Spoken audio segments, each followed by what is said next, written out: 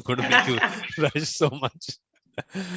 Yeah, you called me saying, "Are you ready?" Well, can I put my shirt on? Now I'm in Puerto Rico, which is super extremely hot. So then I will tell you why I'm here and all the stuff.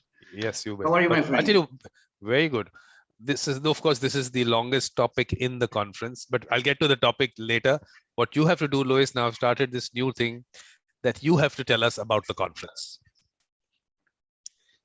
I have to tell you about the conference. Yes. Not just me, everyone else who's listening. Please tell us about the conference. So I'm going to introduce what I'm going to be speaking. No, Is that that's right? later. That's later. That's later. First, the conference. What Why are we con- here? Yeah. What conference? What are we on? Why are we here? Why, Luis? Why?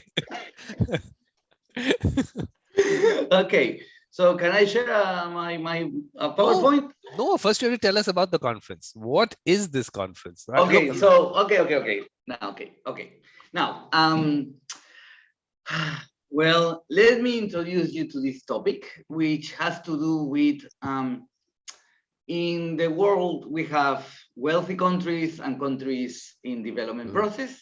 What? look, the conference, the World Mediators Conference. What is it? When is it happening? I wanted. Look, I keep repeating it. I've got tired of repeating the You. same thing. So I thought maybe I've asked other people to do it, and they've said such nice things. So I'm now happy someone else talking about it. That was the idea. Okay. Well, this conference is awesome because it's my friend Vikram who's organized it and had a great, wonderful opening. We Ken Cloke, which is a dear colleague, is one of the most well-known mediators. He was co-founder of Mediators Beyond Borders, and he's amazing. And my two big guys in the internet world, I would say, are Vikram and Ken, because Wow. I think these two guys are the ones who have been more present in my living room, in my trips, wherever I am with my laptop, and yeah. So Anyway, nice and that, Louis, that's really nice. That good. I told you to say this. That's like major. And that that's good. So basically, look, Louis, the topic that you have given, of course, relevant, definitely relevant. The whole concept of cross-cultural consensus building strategies for foreign investment projects. So that's what it's about. But first, obviously, Louis, you're going to tell us about yourself and then the connection with the topic with you and what are you doing in Puerto Rico, all that. so where do you want me started? Where should I start? Well, Puerto Rico for sure. Puerto Rico. Okay. Well, Vikram has been present in my life a lot. These, I don't know, these 2 years, and recently I got a really warm feeling message from Vikram. He said, "Call me anytime," because a week ago, not yesterday, but the Monday before yesterday, in June 6th, my mother passed away in Puerto Rico. I was working, delivering a training in Mexico, and I knew my mom was not doing very well. She was for 4 months here in Puerto Rico because she came to visit my family member, and then 2 months ago she ended up going to the hospital. She got worse, and then I was flying from Mexico to visit her and see how she was doing. And in my last class, maybe the last hour before my last class finishing in Mexico, I got a message saying that my mother had passed away. So it was a very emotional moment because we closed this class doing a prayer for my mom, and it was a very touchy moment. And when I shared this with Vikram, you sent me a very beautiful message, and I really appreciate that. And thanks to you, now I'm getting back to business, because this is my first presentation, my first formal delivery work that I do since my mother passed away. And I was late on the getting onto the call because I just got a call from the cremation entity, the funeral home, but it's kind of weird here. It lasts a week. And just today they are going to do the cremation of my mom's body. So that's why I was late. And then I had to get my clothes on. So that's it, my friend. I've already sent you the message, but I'm really sorry about that. I mean, these are things which happen, and that void, like I told you, is something which is going to be there. But of course, the memories are going to take you through. So that's how it is. And that connection is an important connection. It's a deep connection, which is only to be felt and experienced. That's it. Yeah. Right. And we talk a lot about connections and the energy around us, and that's something really moving. Anyway, switch gears. Let's go back to business. Thank you for the opportunity to share my little grievance with the whole community. I appreciate it. We're always there for you, Luis. It is, like you said, it's a family. I don't even say community, it's a family. Yes, indeed. Yeah. Okay, so now can I share my PowerPoint please. Okay, let me try to find it because it got lost. Okay, here it is. Let me do this. Okay. So I'm honored to be part of this conference. And let me see if, can you see it? I don't know if my internet is that great. Okay. I will put it in share mode. Okay. So I will be sharing a bit about these cross-cultural stakeholder engagement and consensus building strategies for foreign investment projects.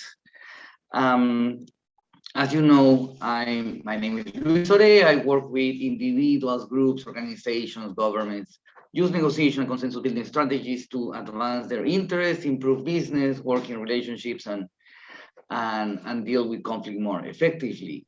Here are some pictures of my work prior to the pandemic, this COVID, and this is post-COVID, the war before COVID and after COVID, I guess.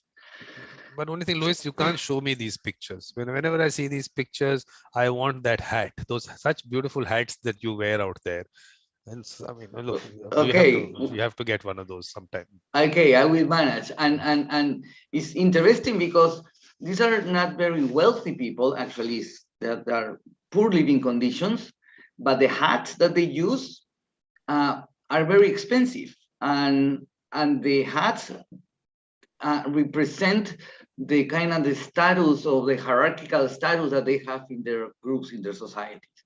This is which you have to be aware of. You are aware of that. I mean, this is something that the person has to be aware of. Right, and that's a cultural situation or cultural factor that you need to identify. It's different how you, well, we will get deeper into that. Yeah. Thank you. So the idea is to give you a context. Is like foreign investors may face challenges in host countries where they go to invest, and they run into cross-cultural situations until blocking coalitions that can prevent the successful implementation of those investment projects. So what I'm here to share with you is that a cross-cultural stakeholder engagement and a consensus building process approach can help to deal with these grievances. Because governments around the world want to receive as much money, as much capital as possible as they want to improve their economies and the living conditions of their citizens. But we also have stakeholders that deal with the challenge of balancing environmental protection and economic activities or development. And many times, foreign investors, companies tend to overlook or generalize cultural factors. Now, the problem is that overlooking these cultural factors when managing negotiations and relationship with local partners or local communities can risk the successful implementation of a project. So there are several cases, and we share a couple cases that, for instance, this American company wanted to do some investments in Honduras, and they reached an agreement with the government of Honduras to develop an extensive forest management program and harvest 300,000 hectares of pines forest for 40 renewable years. But after the agreement was publicly announced, local communities around the country, as well as environmental groups and activists, raised their voices, protested on the streets, and at the end, the government canceled the negotiations, and this company, the project didn't fly, was blocked and was eliminated, basically. So that approach, the decide, announce, defend approach, doesn't work. Many times investors and governments negotiate and make decisions about an investment project privately. They reach an agreement with public officials who then grant authorizations, and then they make a public announcement, very proudly make a public announcement, maybe with good intentions, but then when they run into oppositions, they put in a defensive mode.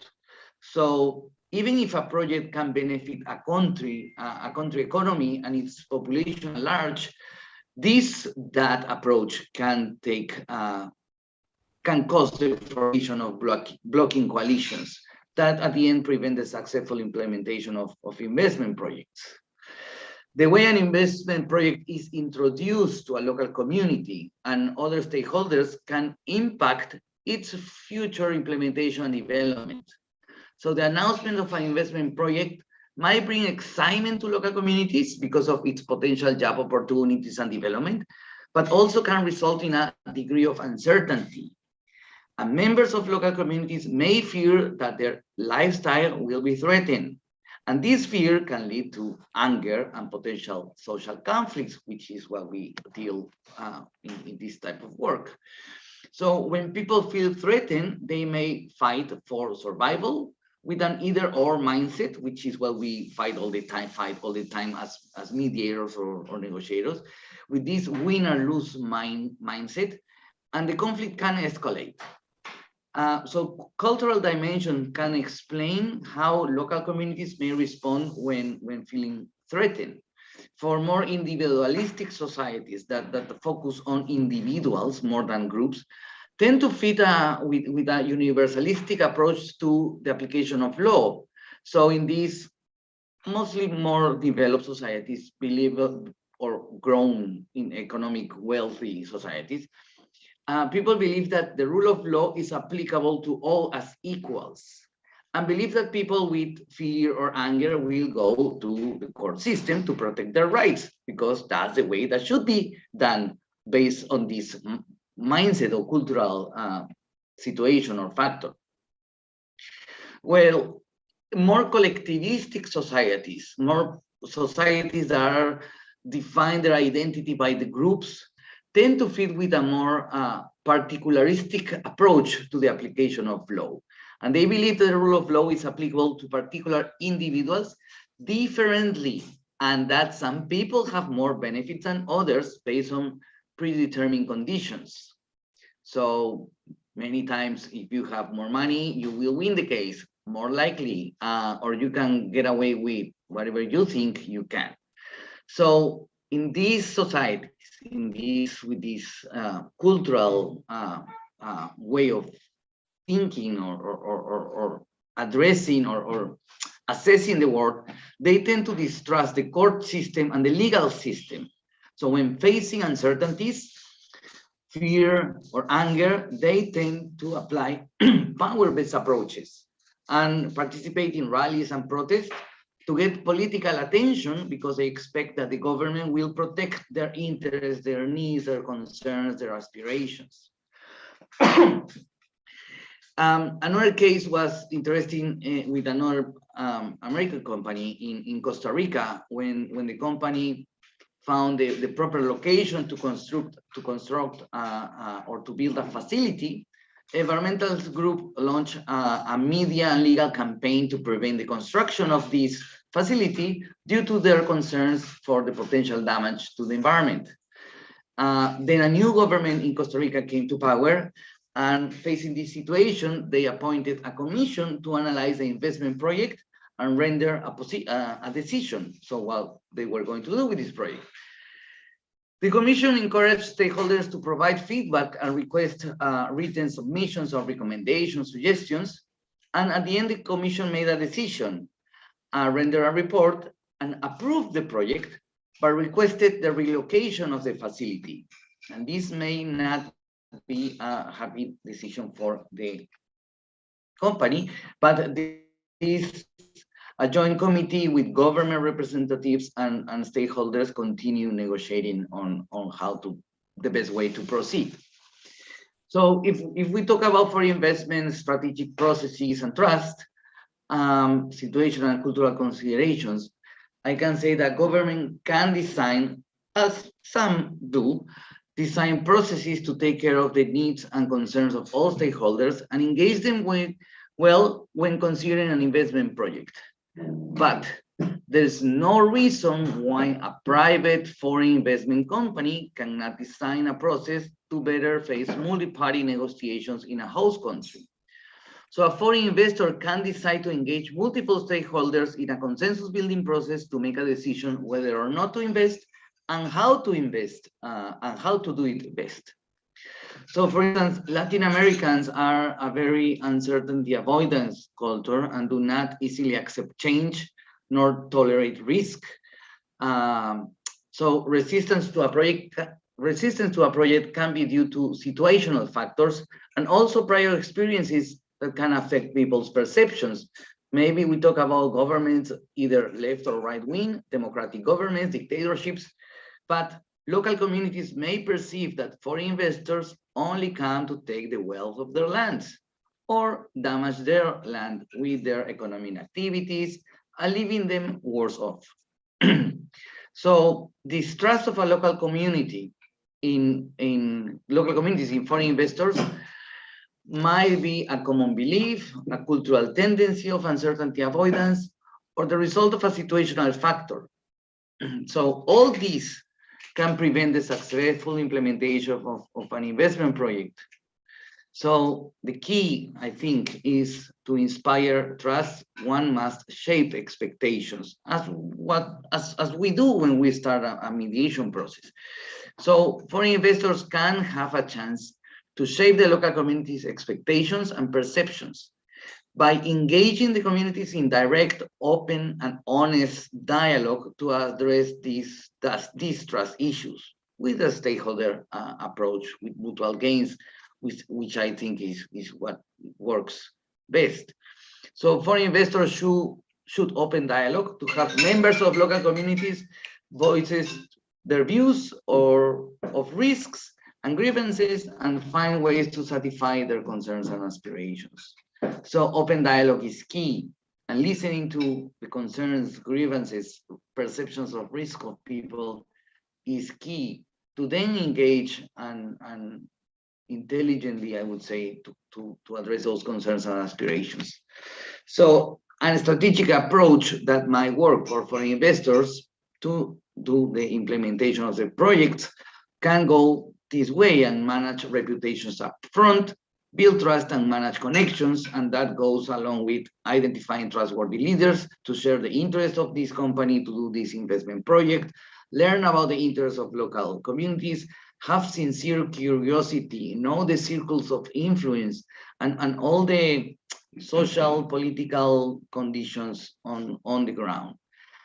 It's important to have a stakeholder assessment, as we always say, focus on interest, work together with local communities, do some joint fact-finding, think about contingency agreements to address different forecasts of the future, and involving joint problem solving. Think about the citizen choices that may have. We need to be aware or have this cross-cultural awareness.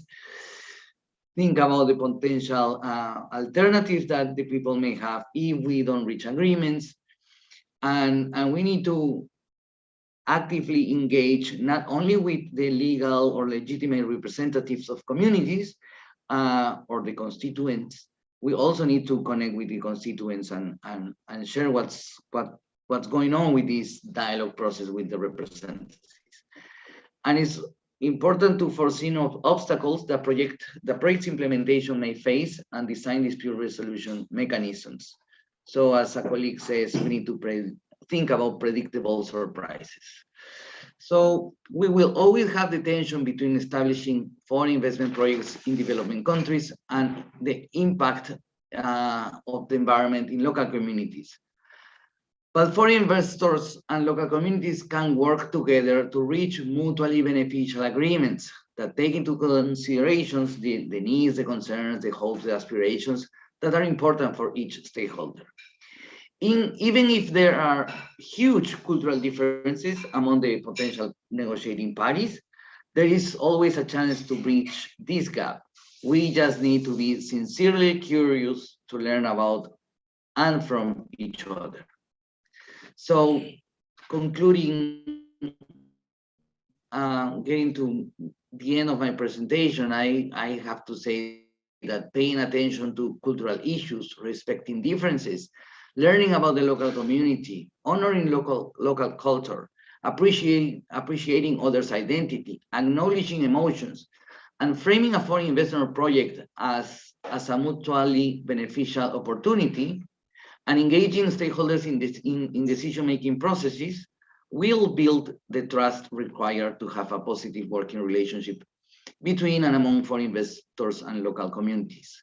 So countries will welcome more foreign investment projects and improve the conditions of their economies and the living condition of the people. And might sound very logical, but sometimes we don't think about this. But for a community, for instance, to welcome mining, oil, gas, construction, development, any type of big investment project. So to welcome these big investment projects positively, the community has to believe and feel that it will be much better off than it was before the investment project arrived. So the project must be seen as a good neighbor and contributor to local development, and it must not seen as a risk to local tranquility or as a triggering factor of fears or as a promoter of destruction.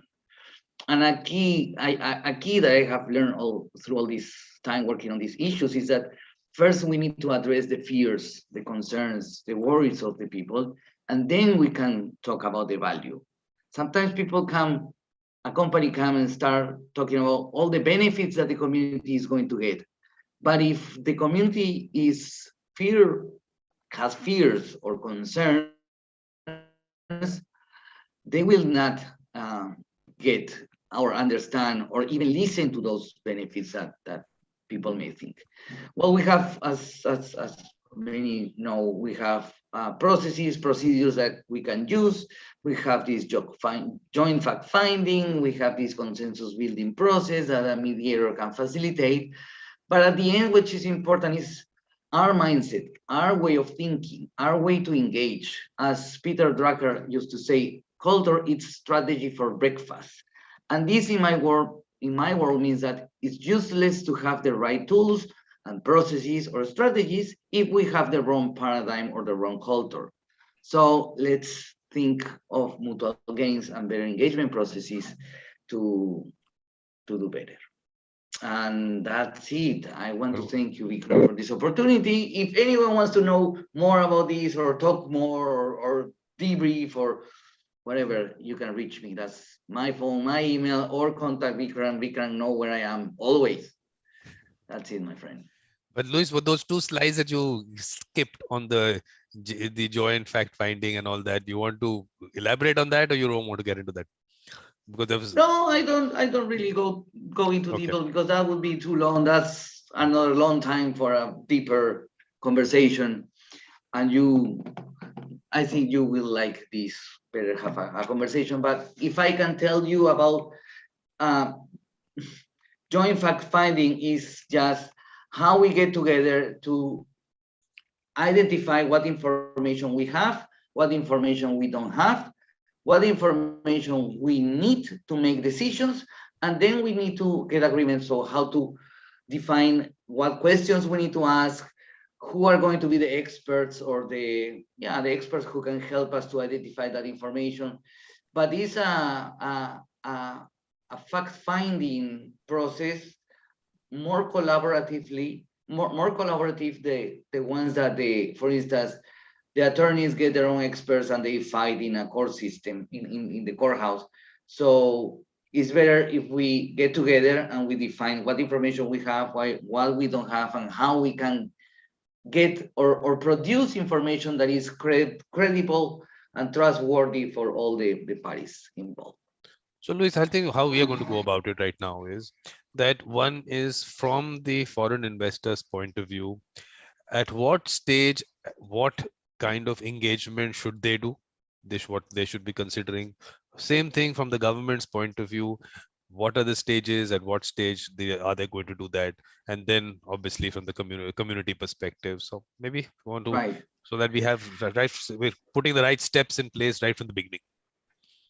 Yeah, I think the right answer is ASAP, as soon as possible, because sometimes companies talk with government, do, for instance, an environmental impact assessment, and they work on that and they present it to the community. Even if it's a little participatory, it's never enough participatory. You need more participation, but you don't need to start. It's like going to the legal pathway and the social pathway. Like the social pathway needs to be first. You need to connect with people. You need to understand.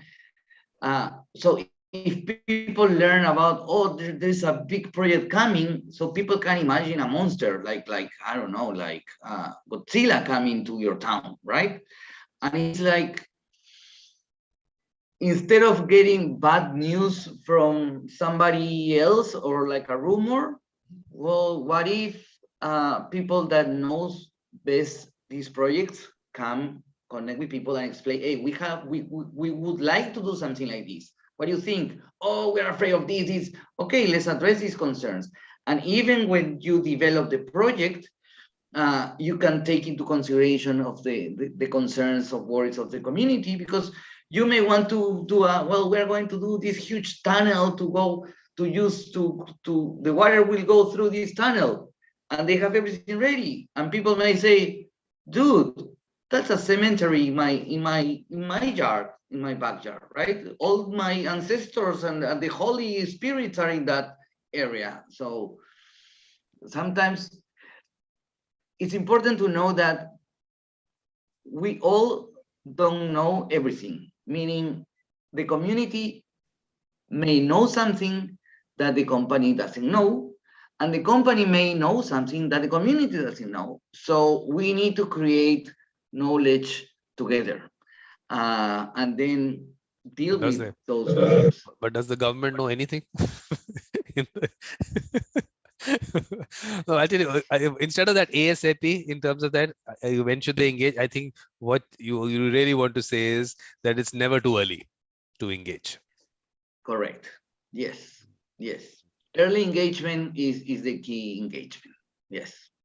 But you want to give us some example of things that you have seen, and one where it went right and one it went wrong, something on that?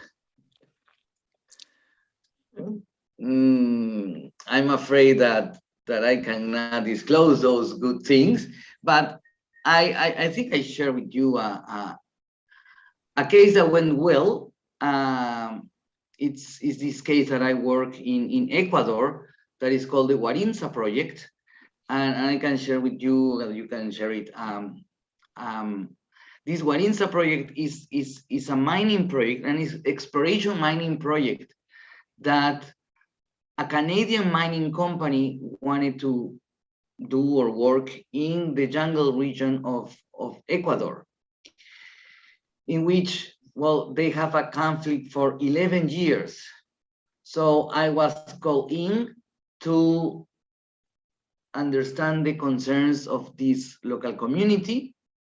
There were two little communities, indigenous groups, and I started doing a sort of stakeholder assessment, understanding the perspectives and why they were opposing to this work that this company wanted to do. So then I had to go to Canada to talk with some board of directors of this company and explain the situation in Ecuador, thing that they didn't know. So after having all these preparations of these conversations or preparatory conversations, I identified they had interests, some shared interest and interests that could be integrated.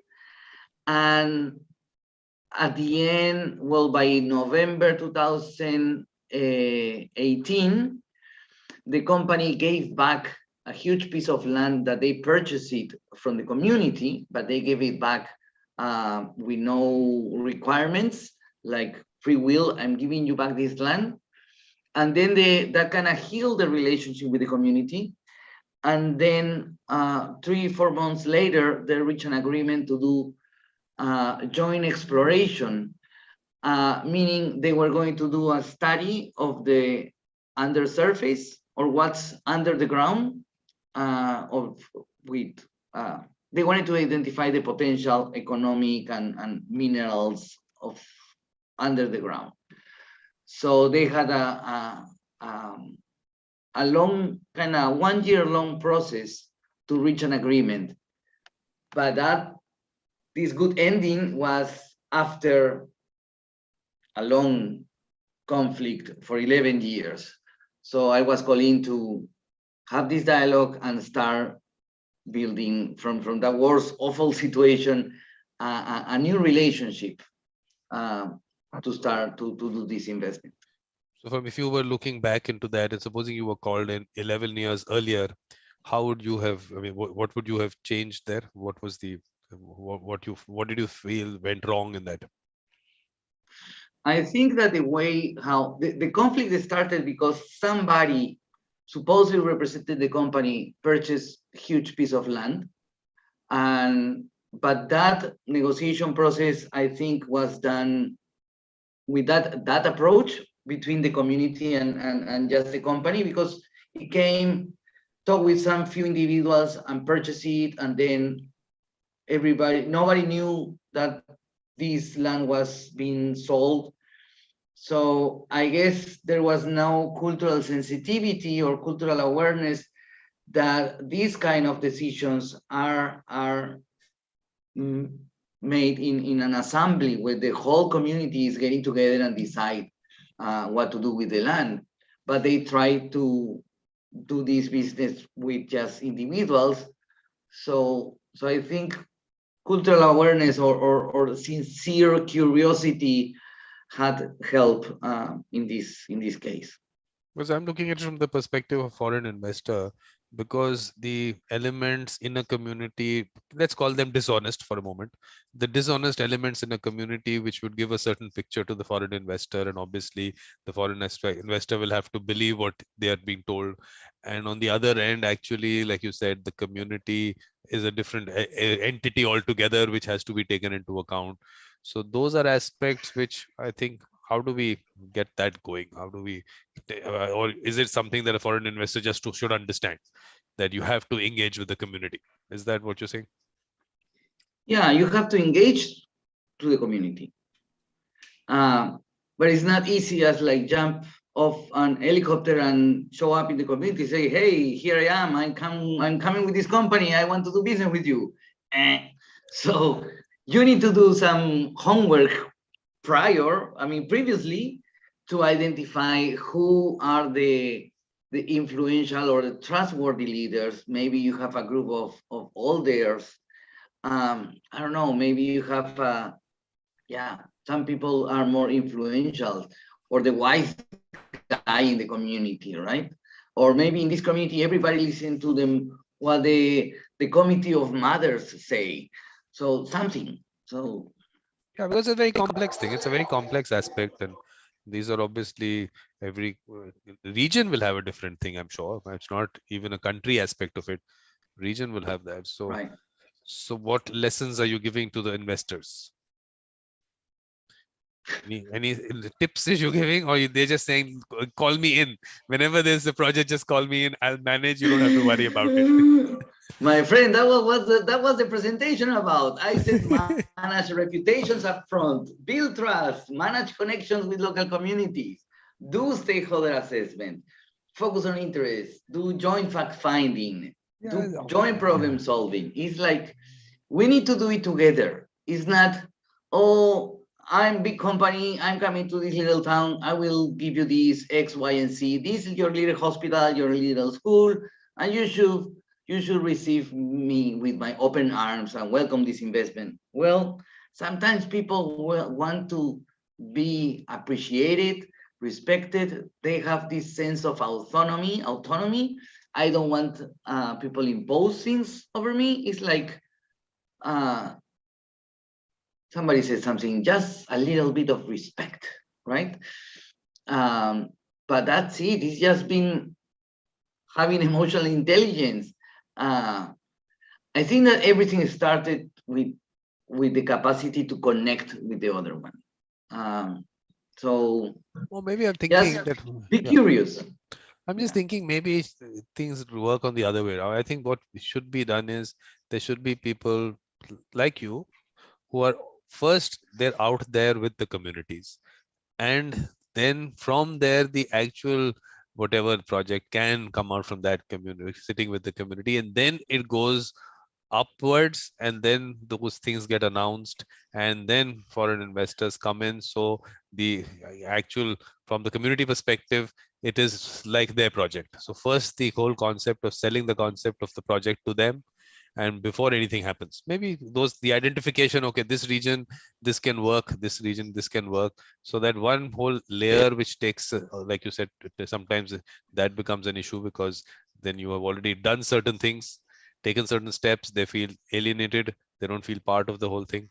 So I think maybe the first stages should start now. Luis, you should be out there all over South America, talking to all the communities and checking with them what are the projects that can come up there, and then to tell them that let's start conversations, because definitely they have a stake, they are stakeholders.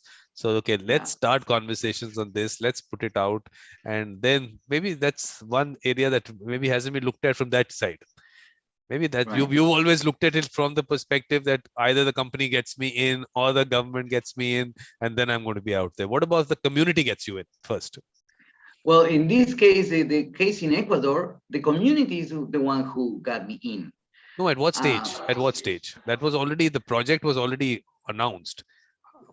Well, yes, it was project, 11 years conflict, and then the community was coming to visit the mining, the exploration mining company to talk with the general manager, and they were like 10 leaders of the community wanted to talk with the general manager, and the purpose of that meeting was going to be, we want our land back. We are coming here to demand, to request our land back. So the company called me and said, Luis, we're going to have some people coming here. I think we're going to have a difficult conversation. Can you help us to facilitate this dialogue? So, and I did that for 2 days. First, I did a little training to the community in negotiation. So I prepared them to have the conversation with the company. And then we had this conversation with the company. And at the end of this conversation, one of the results was the 10 leaders of the community said, well, Luis, we want you in our community, and we want you to share with our whole community what we discuss here, what you see, how we can advance our interests, and that's how it happened. And I'm sorry, and many times, even when they have, when communities have conflict with companies, the community called me and say, hey, we know you're a mediator, can you help us have this conversation? I say, sure. Now, who's going to pay for the work, right? And I said, do you have money to do this kind of work? If not, we can look for money from international agencies. Or what if we go and knock the door of the company and say, hey, we identify this guy who's a neutral, and he may be able to help us, but we want you company pay a little bit for this kind of work, right? So yeah. But I'm just thinking in terms of the demand for projects, there is enough demand. Is there? Are there enough investors available for all these projects which come up there? All these things. Are there enough investors available, or is there There are a apprehension? lot of there are a lot of investors, and I don't know if they know they need this, because they start processes or projects, and they run into this situation or protest or blocking coalitions, and most of the countries, I think, goes with that approach. We decide, oh, we are going to make this project, we authorize the project, we announce it, and when hoping that everything is going to be, yeah, we have a project, well, you run into opposition, and then you need the company or the government will defend this project. Well, that doesn't work. I mean, you need to engage. It's not fighting mode. It's not, you don't need to do this, you need to do this, right? You need to listen to people.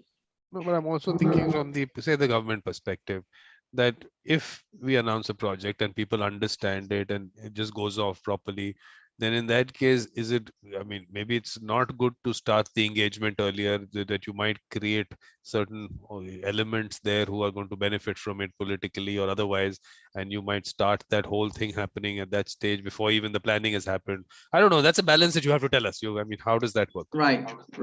Well, the thing is that you have an opportunity to shape expectations from also the expectation of the community. Because you may say as a community member, oh, a mining company is coming, I'm going to become rich, right?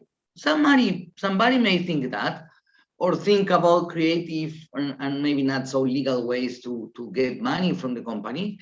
But I think it's work, either the company, I mean, normally it's the government, but the company could be more or could be better off if they engage properly with the community and strategically shape the right expectations. So it's not coming with an awful face saying, hey, you are not going to become rich here, but you say what you can do, what you cannot do, and have a honest conversation. It's like, we want to help you, but if you think you are going to become rich, well, we are not the company, we cannot do this here, right? But in terms of the countries in South America or Latin America in general, what is I mean, in terms of the government's view, I mean, have you seen differences in the way their approaches on this aspect? I think the trend, the common thing is to do that issue, this decide and now defend.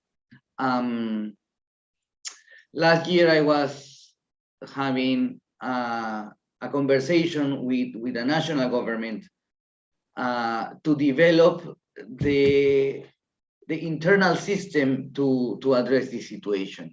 So having facilitators, mediators, dispute resolution mechanisms or grievance mechanisms within the government to help the investors, and also to develop some sort of guidelines of best practices for the investors to go on the ground and engage with the community. So I hope some. Yeah, but has there been some kind of, I mean, some statistics that have come out that the proactive governments, because of them, the investments have come in and there have been less, whatever, litigation and the protests and violence and other things? There has been some correlation done there? No. Good opportunity, Luis. Not that I'm aware of. Good opportunity, Luis. Maybe you should just do that study first. Do that, and that you Okay. can show that to the governments. That look at this. This is that government which did this, started this process. Because of this, these are the investments, and they don't have this issue. While these governments actually went for that other approach, where because of this, that is where the of course, look, the investor. I mean, maybe you might say that there are a lot of investors, but definitely they also have choices. They also have choices, I'm sure. It's not that they are. Yeah, So their yeah. sentiment That also that needs that to. Mhm. that's a possibility. Might be good. Could be for my academic side if you want. But instead of just opening a report and saying, "Hey, here are the statistics," I may say, "Hey, open your window and look at the quantity of people you have outside protesting." Right? You need to see the statistics. You need to see the people in the streets like rallying and protesting. And then I can share stories of, well, this is what we did in other place and this is how it worked and why you don't try it. I mean, Yep. maybe, just maybe. Perfect. So according to me, look, you've covered everything. I mean, there is obviously, but in general, if there's anything in terms of closing that you want to tell us and tips, you've already given everything. I think you've quite nicely have covered everything. There's nothing more that a person could ask for. But beyond that, whatever you want to tell us, Yeah, yeah. any kind of closing remarks, as I call them. No, that's good. I mean, thank you, Vikram, for this opportunity. And again, really, thank you very much for being present. I always say that to be present in the life of somebody is a show of love, and yeah, and I have felt love all all this week. And regarding to this, well, we just need to, I mean, communities, local investment, foreign investment, local communities, government. I would say the key is to be sincerely curious to learn about the other one. And as another colleague say, honesty is the best policy. You just need to be genuine with, well, this is my intention, this is my purpose, this is what I would like to do, and let's see if we can work something out, and join problem solve any grievance you may have. So And I think, that's it, Luis, my one interesting discussion we've had on that, on mediators as leaders and leaders as mediators. I think that part of it is, of course, that is my focus on how at the community level we can actually bring out those people who can then bring the community together. And then obviously when the community has those dialogues with the government or the investor, that those become more productive and obviously more fair because you have people from the community who have that point of view. So that's what I'm looking at. How, I mean, have you seen that, of course, with leaders in the community there? That's very interesting what you mentioned. I don't know if I mentioned or said this to you before, but as you know, I was living in the United States for over 10 years, and I came back to Peru. And one of my hopes or desires, or one of my wishes in my bucket list that is not fulfilled yet, is to develop uh, consensus building leadership capacity. Meaning, I want more people have this capacity to facilitate dialogue and reduce polarization and help Yep. bridge the gap of poverty. Uh, we have investment projects and we have communities that can develop. And if we had better conversations or better capacities to engage, I think we'll be better off as a society. Um, and that's it. It's something. It's one of my plans that is not started yet. In my head is running, but I need to put time, money, get funding, I guess. So yeah. Look, I have that thing in my mind, and I am working towards is. Look, funding comes, doesn't come, whatever little bit I can do, I am started. So because for me, that I feel is that is where we have to really get. I mean, you have to get the right people out there in the communities who have that mediator mindset. That's what I keep saying, and Yes. they exist. It's just to Yes. bring them out. But the next stage, which is the important stage, is the community has to value them. That is where that missing link is, which is over Yes. time that has got missed out somewhere. So once Right. the community values them, definitely everything, I mean, in terms of obviously various things. The money with these foreign investments is one aspect, but generally everything that happens, be it interaction with the government or their own community issues internally with other communities, all those things can be become much I mean easily they can be handled, and then that whole ripple effect happens. So it happens from there, and then it takes into the larger state, national, global level. So that's where it's going to happen, Louis. And now that you've told me that it's also on your mind, then definitely we'll have a conversation on that sometime. And I mean, I'll give you my thoughts. You give me your guidance on what you have thought about. Very I well. am doing it. You are look. You were, of course, look at the larger things. You have to make all those larger projects happen. I am down at the grassroots. I want to make that happen. So I'll take out time for that. So we'll do that. So Okay, my friend. thank you, Louis. Thanks a lot. Thank you, my Also, friend. let me also tell people that Yeah. they can go to YouTube. They can search Mediator Vikram, Louis Ore. You'll find lots of sessions with Louis. He's spoken about all his projects, very detailed and in conversation with the beautiful mind. Then the symposium, then the lecture series, and of course, then the heart soul spirituality was really interesting. And that part of it, what you came out, that clip that you came out with on that whole connection of the router and everything. So Louis has done some interesting work. It's all out there. Please watch it. So thank you very much, Louis.